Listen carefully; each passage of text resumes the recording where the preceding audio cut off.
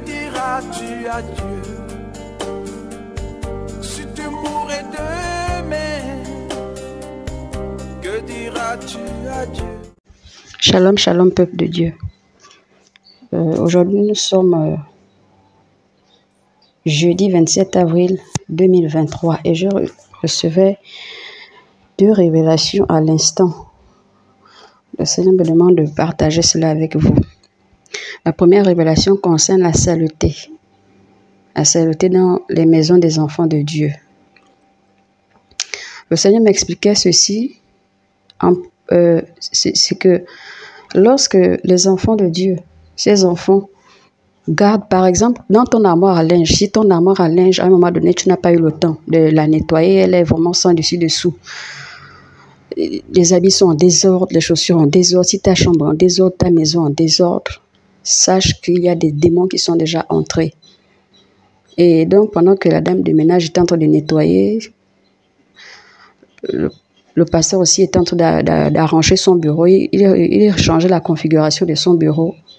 Et moi aussi, de mon côté, j'étais dans une autre partie de la maison en train de nettoyer.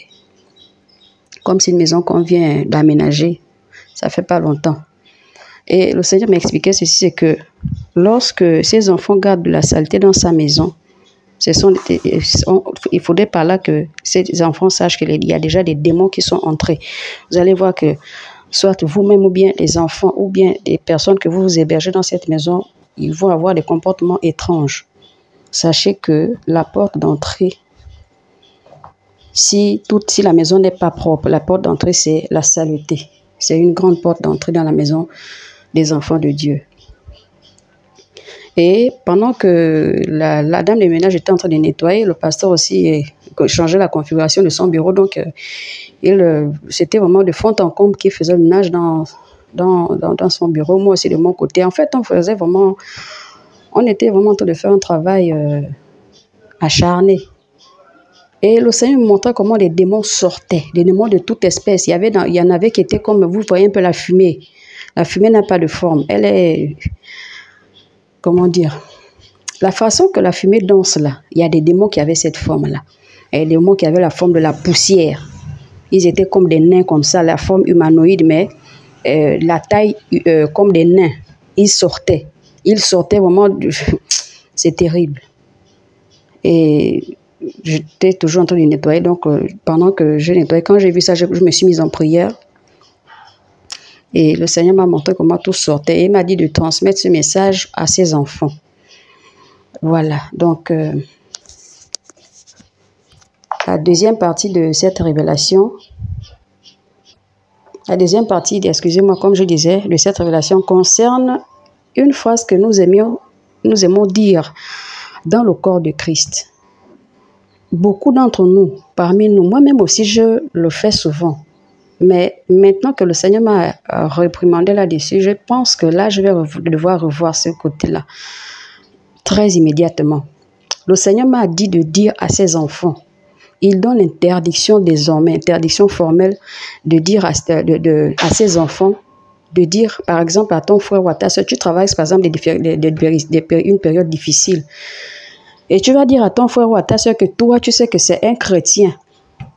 Tu vas lui dire, oh, s'il te plaît, prie pour moi, sans connaître son état d'âme.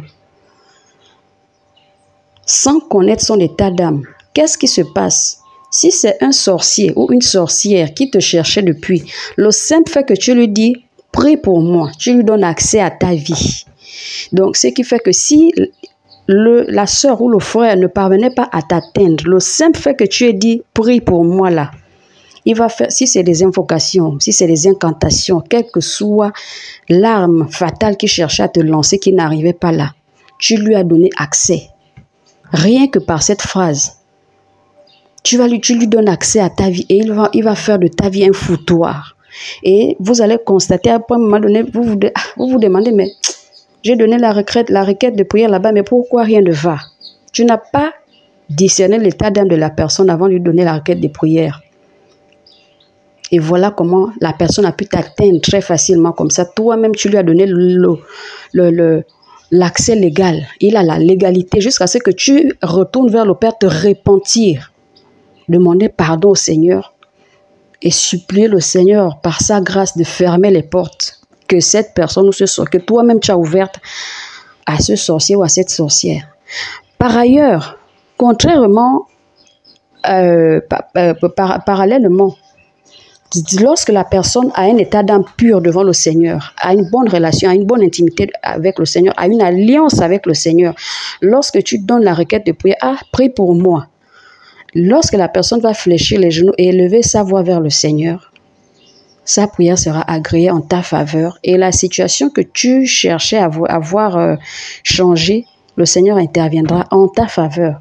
Tu verras cette situation changer et par la même occasion, le Seigneur bénira aussi la personne qui a plié ses genoux pour toi, qui a intercédé pour toi. Donc, il y aura double bénédiction. Une portion de bénédiction pour la personne qui a fléchi les genoux en ta faveur et une portion de bénédiction pour toi-même. C'est valable aussi pour les hommes de Dieu. C'est valable pour les hommes de Dieu. Donc, si tu connais l'état d'âme de ton berger, c'est ton berger qui paie ton âme, il n'y a pas de problème. S'il a une alliance, s'il a une intimité fiable envers le Seigneur. Mais si c'est un homme de Dieu qui est déjà égaré, si c'est un homme de Dieu qui est déjà égaré, d'abord si c'est un homme de Dieu qui est loin de Dieu et qui est toujours sur la voie du Seigneur, lorsqu'il va fléchir les genoux, puisque c'est lui qui paie ton âme, lorsqu'il fléchira les genoux en ta faveur, le Seigneur lui donnera double portion à lui, parce qu'il a reçu le mandat de paître les âmes du Seigneur. Donc lui, il reçoit d'abord la double portion. Maintenant, toi, la concernée ou bien le concerné, tu reçois une portion. C'est ce que le Seigneur me révélait. Maintenant, si c'est un homme de Dieu qui n'est pas de Dieu, qui ne sert pas Dieu, mais qui se fait passer pour un homme de Dieu, ça, à ce niveau-là, si tu confies, tu viens, tu dis, pasteur, prie pour moi, c'est qui est sûr, il va te donner une décharge maléfique, une décharge diabolique, une décharge ténébreuse qui fera en sorte que ta situation va dégringoler. Elle sera vraiment sans précédent. Tu verras comment les choses négatives se succèdent dans ta vie. Jusqu'à ce que tu discernes que voilà d'où le problème revient. Et là maintenant, le Seigneur demande à ce que tu fléchisses tes genoux devant lui-même parce qu'il est omniprésent, omnipotent et omniscient. Dans le secret, tu fléchis les genoux, tu te répands d'avoir confié ta vie à un homme qui n'est pas loin de lui, qui n'est pas envoyé de lui. Et de là, lui-même, il saura que faire de toi. C'est qu'il faut faire de la situation de ta vie. Donc, j'ai transmis le message tel que reçu aujourd'hui même, à l'instant où je vous parle. Il est 11h44 au moment où je fais le vocal de cette révélation, de ces deux messages que j'ai dû combiner en un parce que je le recevais à l'instant même. Donc le Seigneur me demandait de transmettre tel que je recevais. Paix et grâce. Mais que diras-tu à Dieu si tu mourais demain? Que diras-tu à Dieu?